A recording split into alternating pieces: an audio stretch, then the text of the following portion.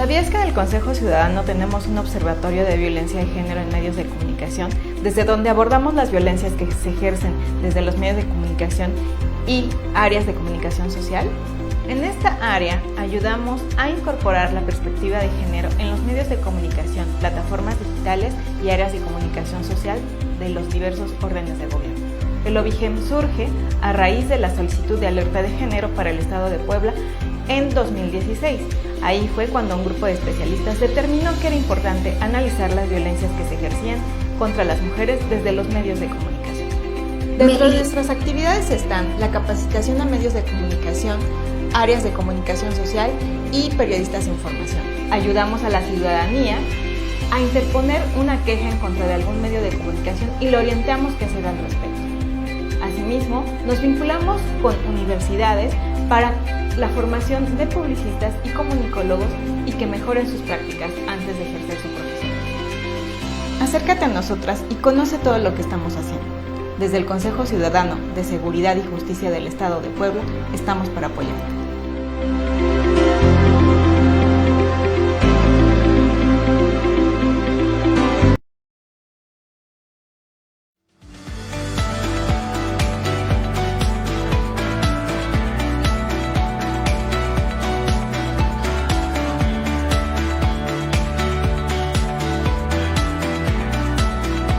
Hola, gracias a todas las personas que nos acompañan este día. Es la presentación de un informe que realizamos sobre la cobertura de las movilizaciones feministas en el marco del 8M y el 9M. Gracias también al equipo de comunicación que hace posible esta transmisión. Y también quiero agradecer a Meli Arellano, que aceptó nuestra invitación para comentar este trabajo. Entonces voy a leer una breve semblanza.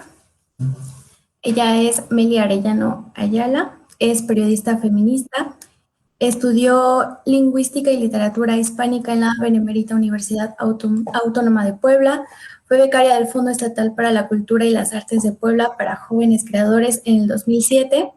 En 2011 y 2019 fue becaria de la Fundación Gabriel García Márquez para el Nuevo Periodismo en temas de cultura y migración.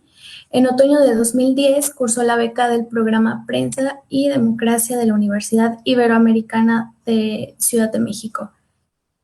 En 2012 y 2013 fue primer lugar de la categoría crónica en el premio Cuauhtémoc Moctezuma al periodismo en Puebla y en 2015 consiguió el segundo lugar en la misma categoría.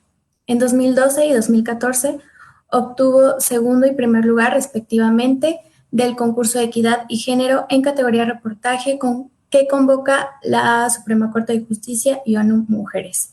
En 2018 ganó el Premio Nacional de Periodismo en categoría crónica. Ha publicado en el periódico El Universal, el portal Animal Político, la revista Chilango, Pie de Página y En el Camino, además de otros medios locales en Puebla y otros estados del país. Forma parte de la red de periodistas de a pie, se ha especializado en temas de migración, género y derechos humanos, es cofundadora y codirectora del medio digital Lado B, que tiene 9 años de existencia y que acumula más de 20 premios de periodismo local, nacional e internacional. Gracias, Meli, por acompañarnos. Al contrario, Bren, gracias a ti y al observatorio por la invitación. Muy bien. La dinámica es más o menos así. Voy a presentar algunos datos, del análisis que realizamos y después Meli nos dará sus comentarios. También si gustan dejar sus preguntas o comentarios ya sea en la página de Facebook del Consejo o en la página del Observatorio, si tenemos tiempo, vamos a leer algunos. Gracias. Entonces, comenzamos.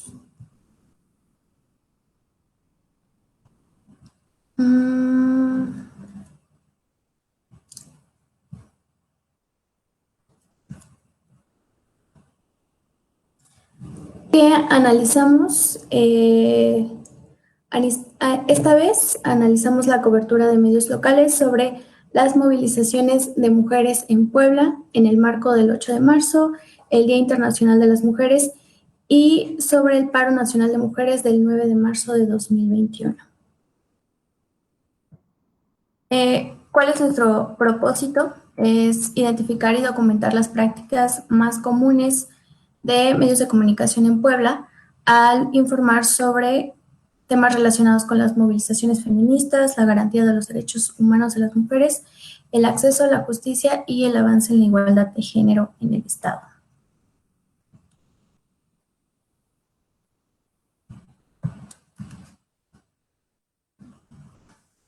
En 2020 identificamos y analizamos 65 notas sobre las movilizaciones en el marco del 8M y 42 notas sobre el paro nacional de mujeres.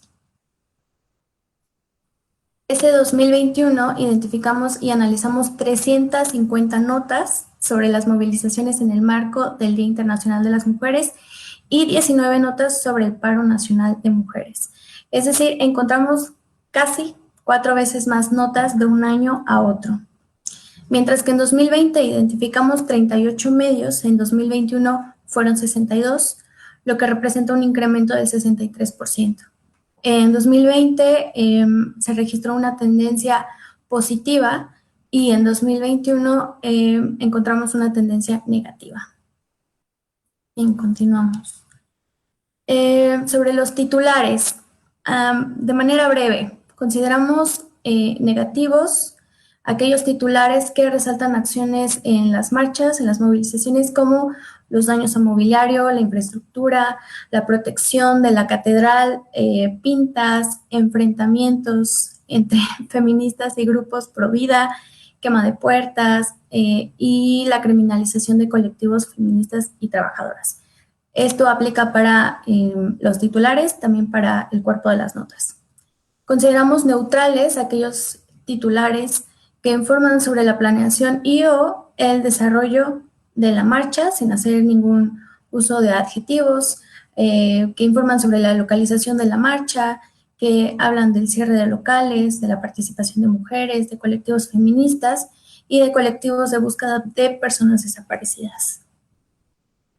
Después encontramos o consideramos positivos aquellos titulares que se centran en las exigencias de las manifestantes, como el acceso a la justicia, la despenalización de la interrupción del embarazo, el cese de la violencia feminicida, la búsqueda y localización de las mujeres desaparecidas, la conmemoración del 8M y otras acciones feministas en el marco del 8M. Entonces, ya con esta información, podemos decir que de las 350 notas que identificamos y analizamos, consideramos que el 43% de los titulares son negativos, el 29% son neutrales y solo el 28% son positivos. Bien, hay un tema que consideramos que fue muy relevante, lo ha sido desde que se presentan estas manifestaciones feministas, pero específicamente en este año, que es el año en el que encontramos más notas, hubo criminalización de la protesta desde los titulares.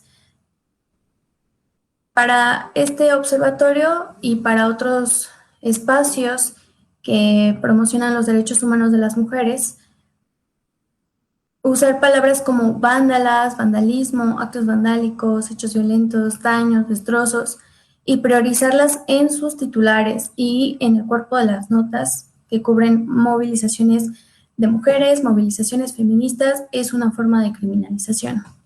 Pasa lo mismo con otras prácticas que son negativas, como el doxeo, que es la investigación y publicación de datos personales con el fin de hostigar, con el fin de acosar o de dañar a una persona o una organización.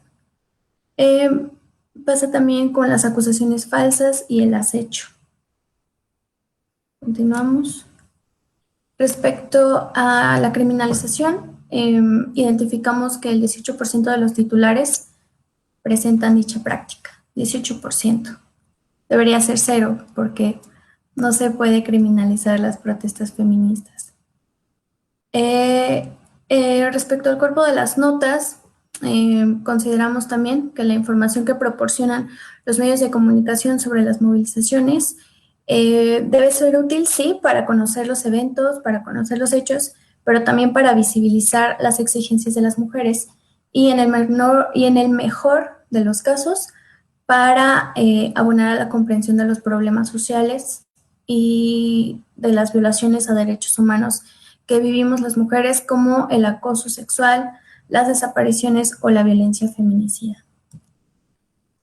Entonces, de las 350 notas identificadas, se considera que el 40% son negativas, el 22% son neutrales y el 38% positivas. Estos números cambian porque a veces identificamos un titular negativo, pero el contenido de la nota puede ser positivo, ¿no? O viceversa. Puede ser un titular en apariencia positivo, pasa menos, y con un contenido negativo. Entonces, por eso hay cambios en titulares y en cuerpo de las notas. Respecto a las imágenes, se consideraron negativas el 42%, neutrales el 19%, positivas el 32% y no hubo imágenes en el 4%. Eso es lo que vemos Si revisan el documento, tal vez pueda verse mucho mejor. ¿Qué es lo que se muestra en las imágenes?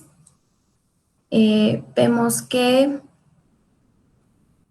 se muestran las manifestantes y aspectos de la marcha. Se muestran los inmuebles con pintas, daños o incendios. Y en tercer lugar, manifestantes haciendo pintas o intervenciones. Eso es lo que muestran las notas. Bien. Respecto a los créditos, el 36% de las notas están acreditadas a hombres, el 35% a mujeres y el 29% a la redacción. El 90% de las notas que identificamos son de medios digitales y el 10% de medios impresos. Y respecto al paro, hubo una disminución. Esto también responde a que no fue tan promovida esta acción comparada con el año pasado.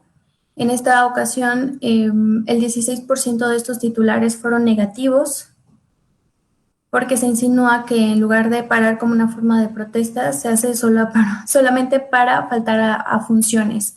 Se minimiza el paro o se reproducen insultos de un profesor hacia estudiantes.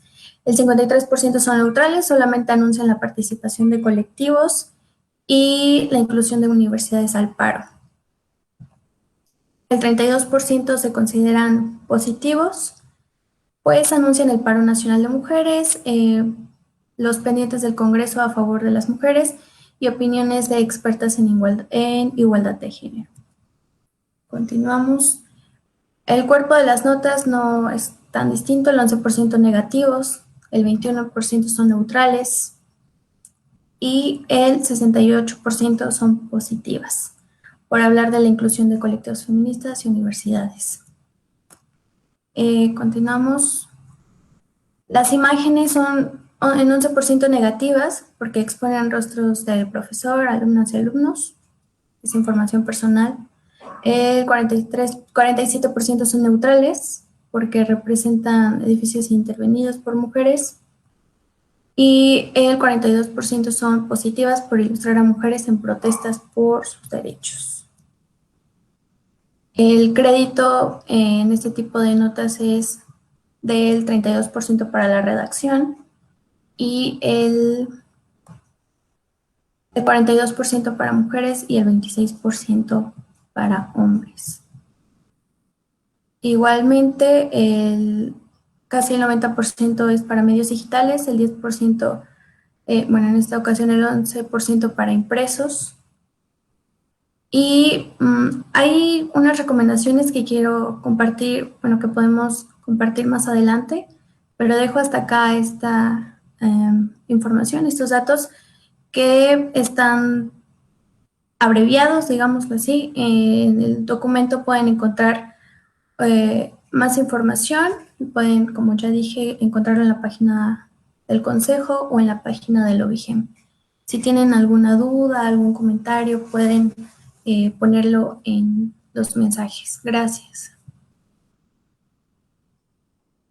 Y bueno, eh, continuamos con Meli. Ella, como les mencioné, la invitamos para que comentara este trabajo que, aunque es muy breve, bueno, entre comillas, porque sí es, por la cantidad de notas nos tomó algunas semanas, sí creemos que es un tema muy importante hablar de la criminalización de las protestas feministas, sobre todo desde los medios de comunicación, porque se suele hablar de instituciones y casi toda la discusión se centra en ello, pero no se habla de medios de comunicación que son pues también una institución que nos ayuda a comprender nuestro entorno. Entonces, no hay que dejar el tema de medios de comunicación, porque aunque no parece, influye mucho en la opinión que tenemos las personas sobre las movilizaciones y en general sobre las acciones de mujeres. Entonces, Meli, escuchamos tus comentarios. Gracias. Muchas gracias, Brenda, bueno, nuevamente por la invitación al OBIGEM, por supuesto. De hecho, quisiera empezar haciendo un reconocimiento al trabajo que ustedes realizan, que me parece de suma importancia, sui generis, incluso inédito en muchos estados, en la mayoría de los estados no cuentan con un observatorio de este tipo, y me parece que justamente es necesario para poner sobre la mesa estos temas que considero muy importantes también, pues precisamente para disminuir, ¿no?, la violencia de género, la violencia contra las mujeres. Preparé un pequeño texto, entonces voy a leerlo. 3 días antes del 8M, una niña de 6 años fue asesinada a golpes por su mamá y su padrastro. Se llamaba Kimberly y en su cuerpo tenía quemaduras de cigarro y señales de violación. Cuando llegó al hospital ya estaba muerta.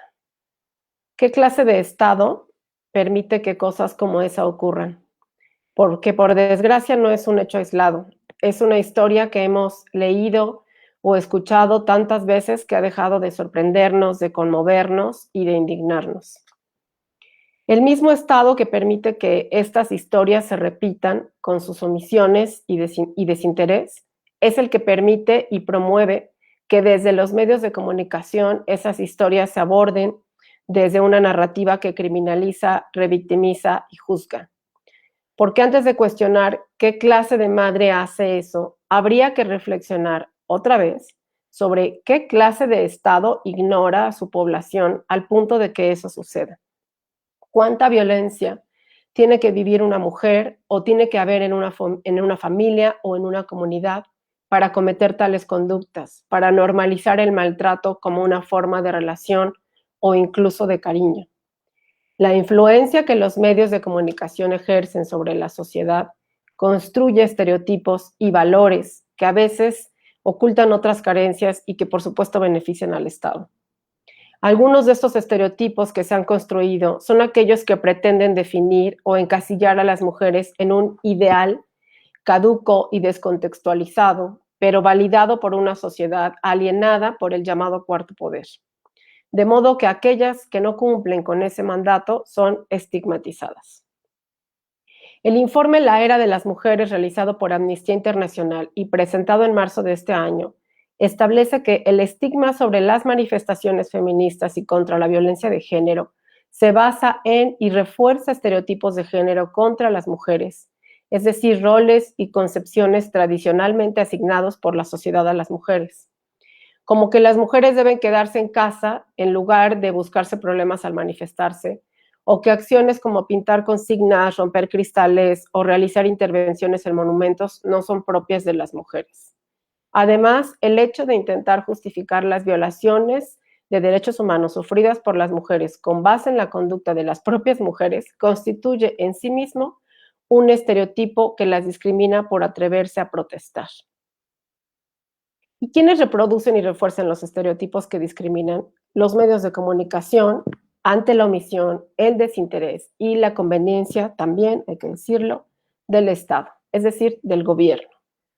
El análisis de la cobertura mediática del 8M y 9M de este año en Puebla, realizado por el Observatorio de Violencia de Género en Medios de Comunicación, revela claramente una línea en común: criminalización de la protesta.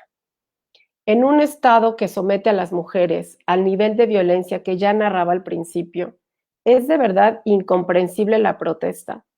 El papel de los medios no debería ser el de motivar o proponer una reflexión profunda sobre las causas de fondo, aportando a la audiencia todos los elementos a considerar.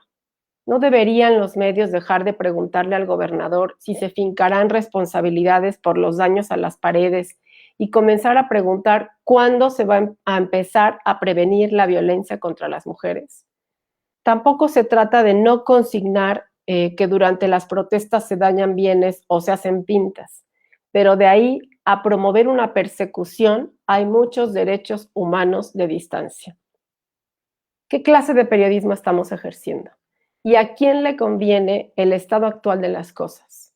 Sin duda creo que la audiencia es quien tiene el poder de obligar a los medios a modificar su línea, pero estamos lejos de ese punto. Y aquí se suma otro factor para nada menor en esta ecuación: la ausencia de regulación. La Asociación Mexicana de Derecho a la Información ha advertido desde hace años la urgencia de regular la publicidad oficial, pero ningún gobierno de ningún nivel ha tenido la voluntad política para entrarle en serio al tema. Quizás porque las mejores prácticas a nivel internacional en cuanto a publicidad oficial están regidas por la transparencia, para evitar lo que sucede actualmente, que la asignación de publicidad oficial sea discrecional. Esto significa que los medios, que los gobiernos deben justificar la inversión que hacen en publicidad oficial, dar a conocer los montos que se destinan, los criterios de selección y la estrategia de las campañas, que incluye objetivos, metas y evaluación. La publicidad oficial debe estar fundada y motivada. El gobierno debe decir por qué hizo la selección de cada medio. También se deben conocer públicamente todos los contratos publicitarios, que nunca deben tener cláusulas de confidencialidad, y por ningún motivo se puede reservar la información sobre publicidad oficial.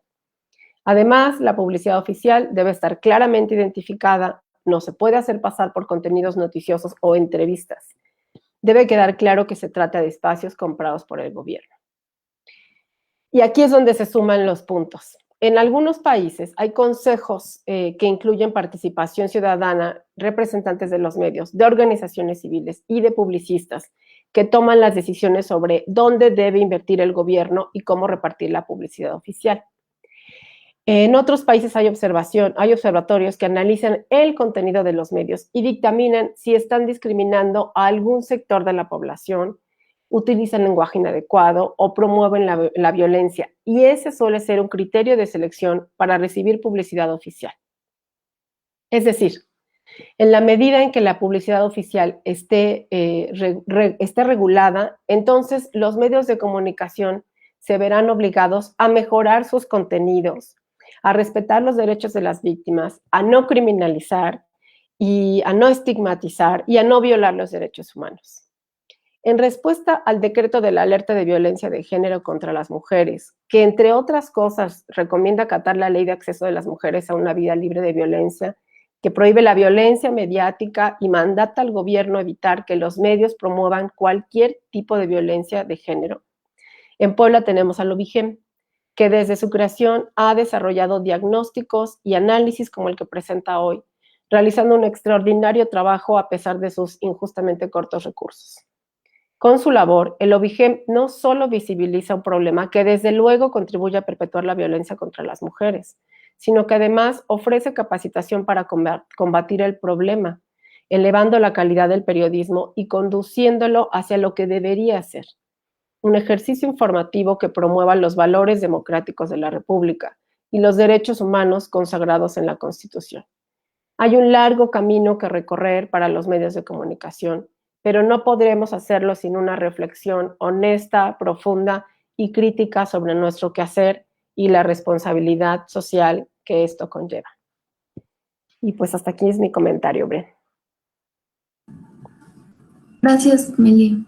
Creo que son muy acertados todos los puntos que tocaste, desde la sensibilización de medios de comunicación hasta la regulación, que es un tema pues que no se ha desarrollado por completo en el país, o sea, de forma federal y tampoco local.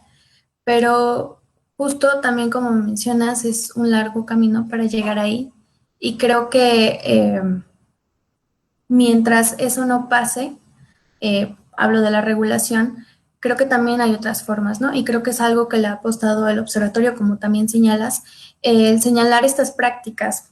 Nos preguntan, ¿cuál es el principal aporte de este tipo de investigaciones? Pues es justo eso, ¿no? Creo que muchas personas sabemos que el primer paso para acabar con la violencia, pues es identificarla.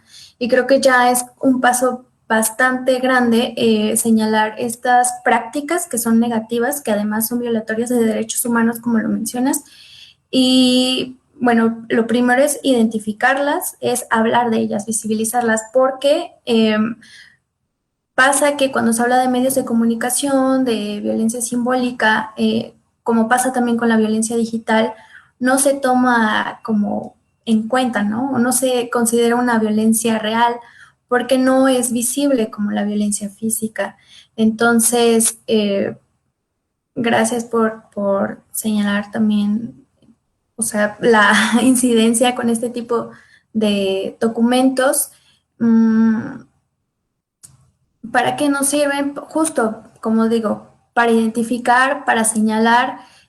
Nos hemos encontrado en muchas ocasiones con que muchos medios de comunicación, más bien las personas que escriben en estos medios de comunicación, no tienen una formación con perspectiva de derechos humanos o de género.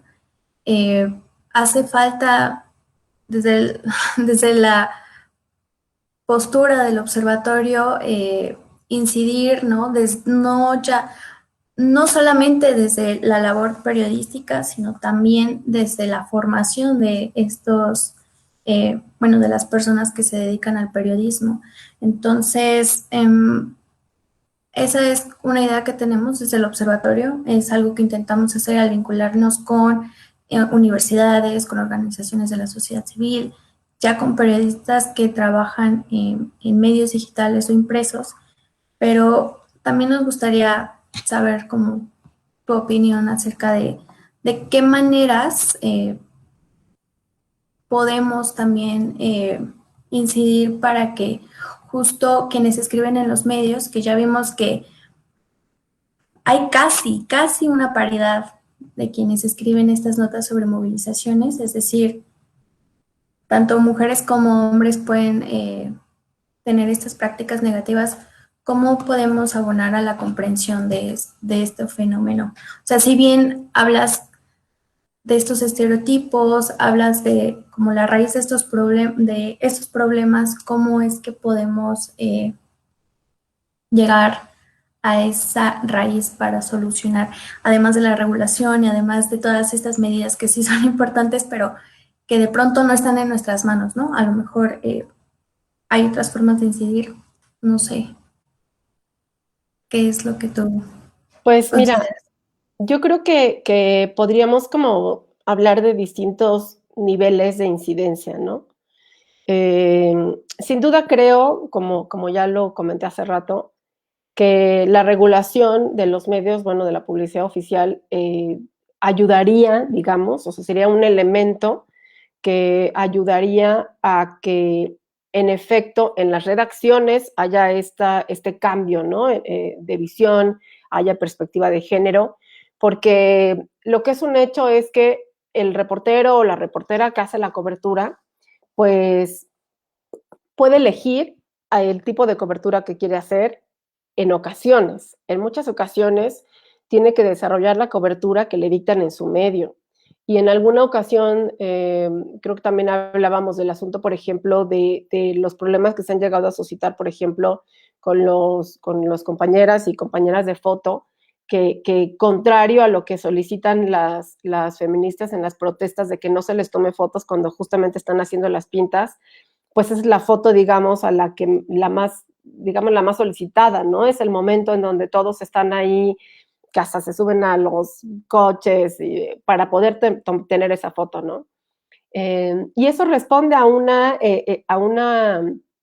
presión de la redacción, es decir, hay alguien que seguramente les va, o sea, ellos saben que hay alguien, o ellas y ellas, que hay alguien en la redacción que de pronto les puede decir, ¿por qué tal medio tiene esta foto y nosotros no tenemos esta foto? Queremos estas fotos, ¿no? Entonces me parece que hay que entender también que de pronto la cobertura que se hace, digamos, en calle de los reporteros, las reporteras y fotoreporteros y fotoreporteras, pues responde a un requerimiento del medio de comunicación.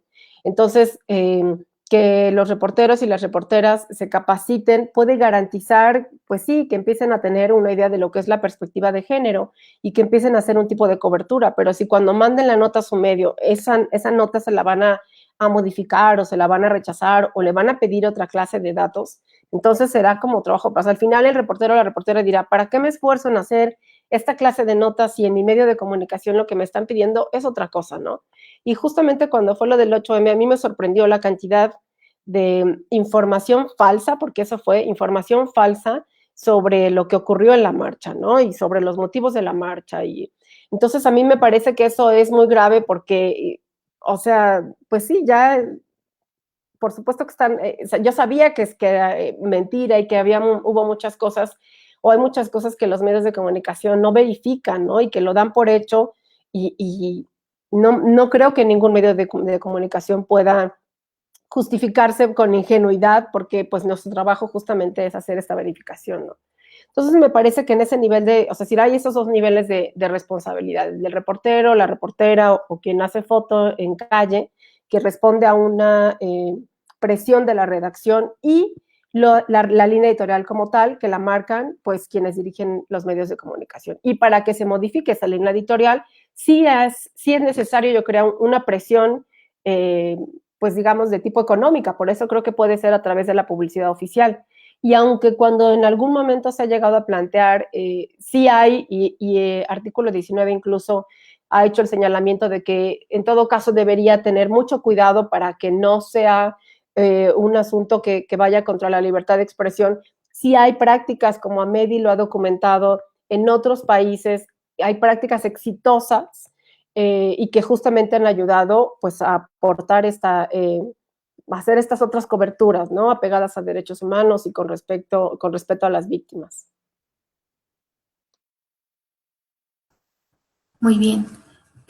Otro tema que a nosotras en el observatorio también nos interesa mucho es este otro lado, ¿no? de las noticias, digamos, porque hablamos en medios de comunicación también, pero pocas veces hablamos de quienes consumen esta información, ¿no? O sea, sí entendemos que la mayor responsabilidad es de quien ofrece los datos, la información, pero también hace falta incidir en la sociedad para formar lectoras y lectores críticos, ¿no? ¿Por qué? Porque no nos damos cuenta, es algo de lo que hablamos, pero no lo tomamos realmente en cuenta, como es esto de dar un clic, o sea, o dar muchos clics a un medio, a dos medios, a medios de comunicación, que justo, pues también pasa, sobre todo en estas fechas que es en el marco del 8M, que se pronuncian como medios feministas o como medios que apoyan las movilizaciones de mujeres, pero que el resto del año o incluso esas mismas fechas, pues hacen este tipo de coberturas, no solo de movilizaciones, sino otros temas que nosotras también tocamos como el tema de violencia feminicida, específicamente casos de feminicidio, probables casos de feminicidio. Y entonces muchas veces quienes leemos, quienes estamos en Internet, pues eso, no nos damos cuenta que al consumir estos medios no solamente se nos obstaculiza la comprensión de los problemas que nos aquejan, de los problemas que vivimos como mujeres, o en general, ¿no? Que vivimos como sociedad, porque nos dan información como, pues no completa, ¿no? Nos muestran solamente una parte de la historia. Entonces, nosotras desde el observatorio tratamos también de decir a las personas que está bien consumir medios, digamos, muchas veces pues son los medios tradicionales, ¿no? Los que tienen más tiempo, pero también hay que darle oportunidad a otros medios que ofrecen información con perspectiva de género, con perspectiva de derechos humanos y que justo pues muestran otras narrativas, ¿no? O sea, ¿cuál es tu comentario acerca de de esta sociedad o la posibilidad de una sociedad más crítica frente a los medios de comunicación? Pues mira, ahí otra vez digamos que pienso en las experiencias en otros países, en donde en la escuela, como parte, digamos, de su formación, también les enseñan, digamos, a leer a los medios de comunicación, que aquí en México no sucede, ¿no? Entonces me parece, por ejemplo, o sea, quienes entramos a trabajar a un medio de comunicación, sabemos, por ejemplo, que si es un periódico impreso y la nota lleva un recuadro gris, nosotros sabemos que a lo mejor es un contenido pagado, pero la gente de a pie, o sea, el lector, la lectora que agarra el periódico o agarraba, no sé, pues no lo sabía, ¿no? Entonces ahora con los medios digitales el asunto es el mismo. Me parece que lo correcto sería especificar cuando se trata de un contenido pagado o patrocinado, establecerlo así, porque entonces las audiencias tienen, pues obviamente ya saben que si se trata de un contenido pagado, bueno, pues hay que hacer otra lectura al respecto, ¿no? Pero coincido contigo en que, en efecto, como sociedad no tenemos, digamos, pues no sé si se trata de una educación o no tenemos esa formación al menos para hacer esa clase de lecturas. Pero ahí yo creo que otra vez no podemos responsabilizar a la sociedad sobre eso. Yo creo que yo siempre, al final de cuentas, pienso en el, digamos, el origen, el problema de origen, y me parece que al final de origen la responsabilidad también es del Estado. El Estado estaría obligado en todo caso a hacer campañas para que la gente sepa cuáles son, cómo identificar a una noticia falsa, por ejemplo, ¿no? Y eso no es una cosa que el Estado tampoco esté haciendo. Creo que es que lo decía hace rato, ¿no? También el Estado, por ejemplo, es responsable de que se cumpla la ley de acceso a las mujeres a una vida libre de violencia, en donde se establece que los medios no deben hacer justamente lo que están haciendo, pero lo hacen y no pasa nada. Entonces, de pronto no sé si el hecho de que por ahí dicen, ¿no? Que en tanto un país tiene más leyes no significa que es un mejor país, al contrario, no significa que el hecho de que tenga que tener más leyes significa que como sociedad pues no tenemos ese nivel de avance como para cumplir, ¿no? Como para, no sé, tener pues estas conductas socialmente aceptables. Pero bueno, sí creo que hay esa ausencia, que hay esa carencia, como que tenemos esa carencia como sociedad, pero que no es responsabilidad de la sociedad, que no podemos nunca decir la culpa es de la gente que lee estos medios de comunicación. No, pues la gente no tiene la culpa, porque la gente ni siquiera nota eso. Además, en un país con tantas carencias, con una desgracia que supera a la otra, literalmente, a veces hay muy poco tiempo justo para la reflexión, ¿no? O sea, a veces solamente escuchamos una cosa en la radio que lo dice el conductor y lo damos por hecho, ¿no? Bueno, el conductor del noticiero, y lo damos por hecho. O sea, a veces ni siquiera, a veces son cosas que no tienen sentido y lo damos por hecho. Entonces me parece que es complicado, pero otra vez hay que voltear a ver que, pues de origen la responsabilidad es del Estado. Gracias, Meli.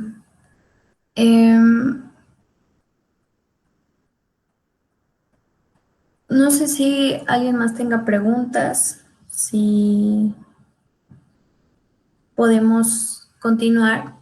Nosotras para este trabajo retomamos, bueno, para el final del documento que pueden encontrarlo en la página del OBIGEM y en la página del Consejo Ciudadano, retomamos las recomendaciones hechas por Comunicación e Información de la Mujer AC, CIMAC, respecto a cómo abordar desde los medios de comunicación las movilizaciones feministas Son recomendaciones bastante específicas, son 6 recomendaciones y voy a leerlas a continuación.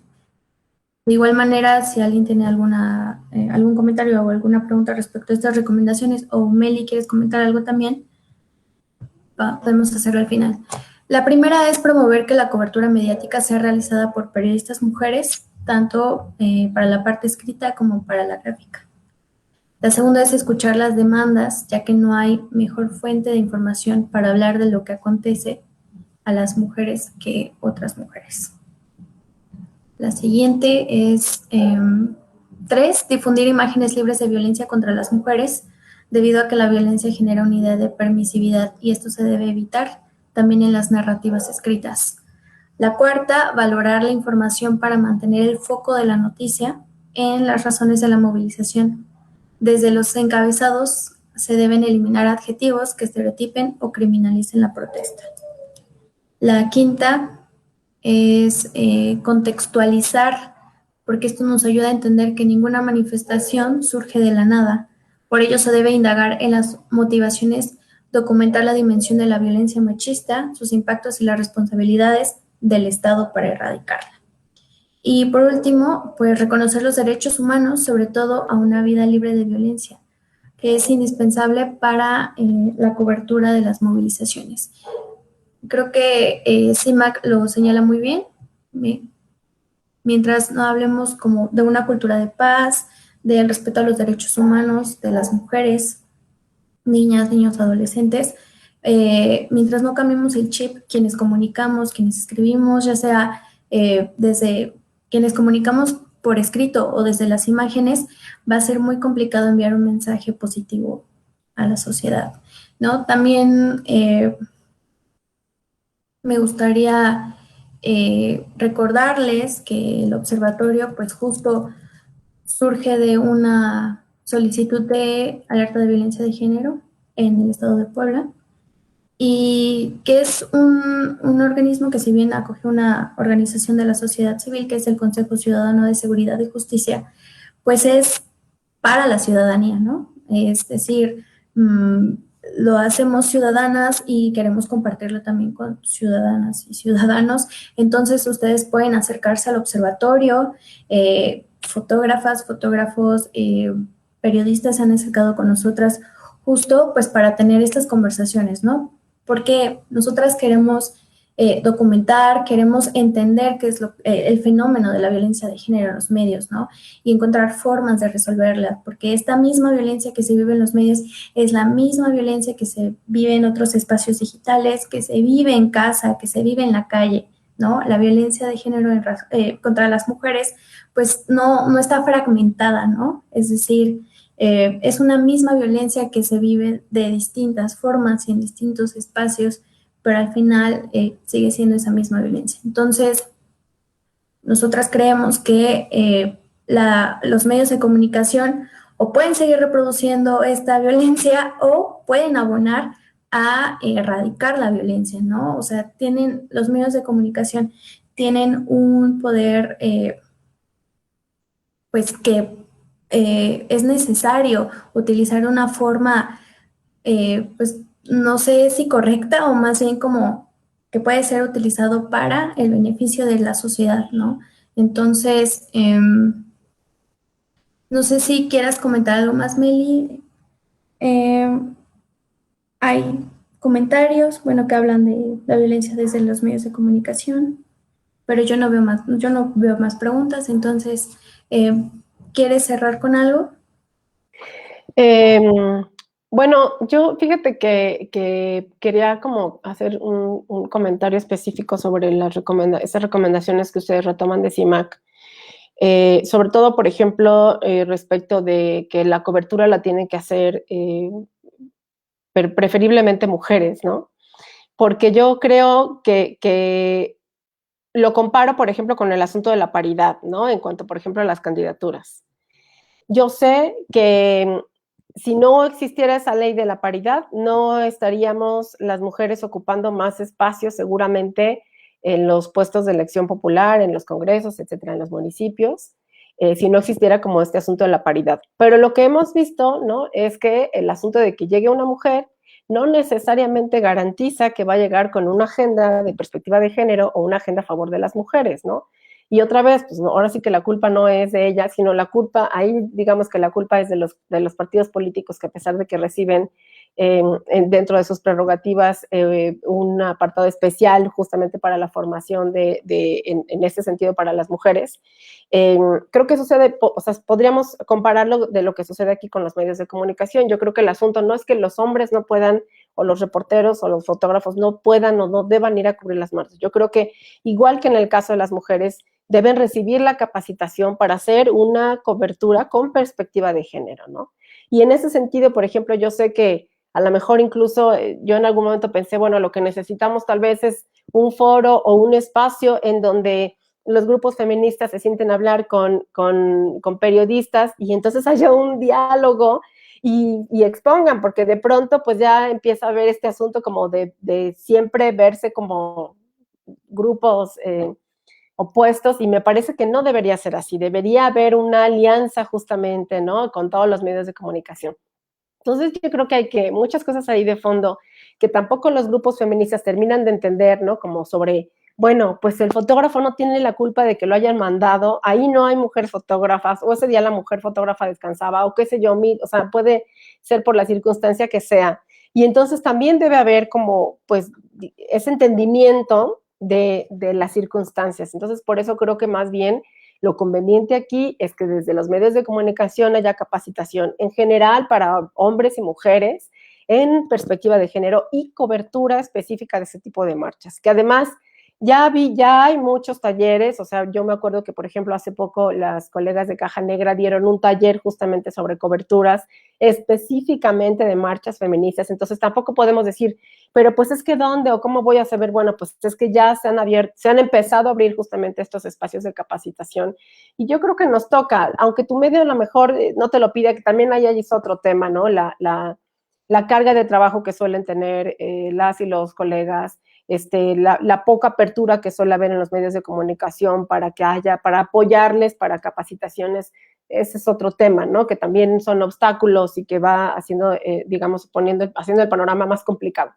Pero finalmente, digamos que sí están estas capacitaciones, ya existen, las pueden tomar, pueden, como bien dices tú, acercarse al observatorio, donde también han dado capacitaciones de este tipo y de muchos otros en relación a la perspectiva de género, y me parece que es un tema en el que tenemos que insistir, insisto, aunque tu medio de comunicación a lo mejor no te lo esté exigiendo, o ni siquiera te lo sugiera, o no le importa, yo creo que como profesionales de la comunicación, como periodistas, pues es algo que en general me parece que capacitarse en estos y otros temas debe ser algo permanente, ¿no?, dentro de nuestras carreras, ¿no?, porque finalmente van surgiendo nuevas herramientas y van surgiendo, pues digo, por ejemplo esto, ¿no?, estos otros tipos ya de manifestaciones o estos otros grupos sobre los que pues muchos colegas o muchas colegas, pues la verdad es que ni siquiera entienden, ¿no?, no tienen ningún acercamiento al feminismo, tampoco les interesa y pues está bien, no tiene que interesarles, no tienen que participar,